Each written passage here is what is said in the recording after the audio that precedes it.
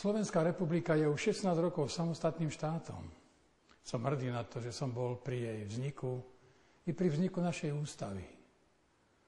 So Slovenskom som prežil ťažké chvíle, radosť, aj úspechy.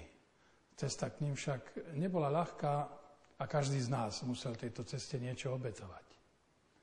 Dnes vidím Slovensko moderné, demokratické, vyspelé, hrdé a silné. Už nie sme neznámou malou krajinou, ktorú vo svete nepoznajú, ale naopak. Slovensko je v zahraničí rešpektovaným a dôveryhodným členom všetkých najvýznamnejších medzinárodných zoskupení. Do týchto prezidentských volieb vstupujem s pokorou a s vďakou všetkým vám, ktorí ste pri tejto ceste Slovensku prosperite stáli a znášali ťažké bremená reforiem. Slovensku a jeho občanom ponúkam svoje 20-ročné politické skúsenosti a zmysel pre zodpovednú a dôveruhodnú politiku. Mojím prianím je silné a vyspelé Slovensko.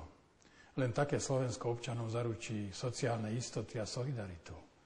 A tie sú základom môjho prezidentského programu Myslím národne, cítim sociálne. Aj do budúcna. Som presvedčený, že Slovensko potrebuje rozvážneho prezidenta, ktorý spoločnosť nerozdeľuje, ale ju spája.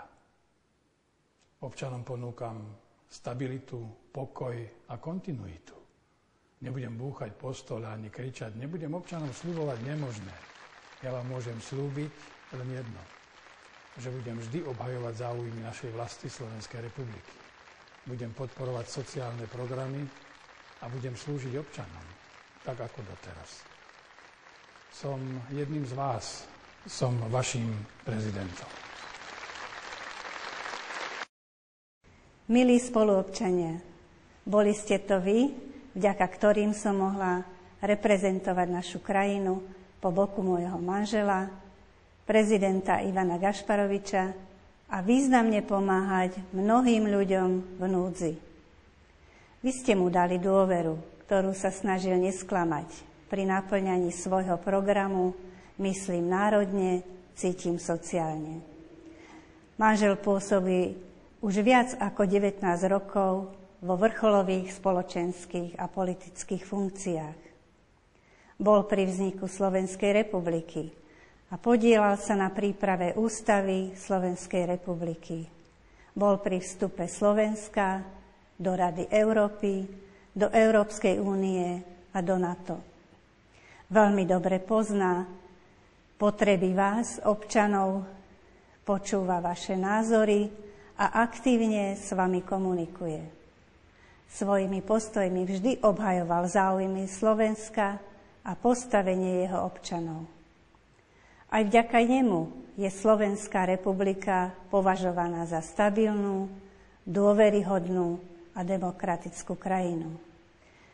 Práve v tomto volebnom období sa slovenský prezident stal akceptovaný doma a v zahraničí, čoho dôkazom sú mnohé významné zahraničné pozvania a cesty do dôležitých štátov a kráľovstiev. Bez akceptácie prezidenta by britská kráľovna Alžbeta II. Neprijala pozvanie a nepricestovala na Slovensko. A taktiež aj návšteva Ivana Gašparoviča v Bielom dome mala pre našu krajinu veľký význam. Najdôležitejším poslaním pre mňa je podporovať manžela v jeho zodpovednej funkcii a byť jeho veľkou oporou. Som hrdá na jeho prácu, ktorú vykonáva pre Slovensko a jeho občanov. Má veľa energie a sily, odborných poznatkov a štátnických skúseností na to, aby ďalej pracoval pre Slovensko a posúval ho dopredu spolu s vami.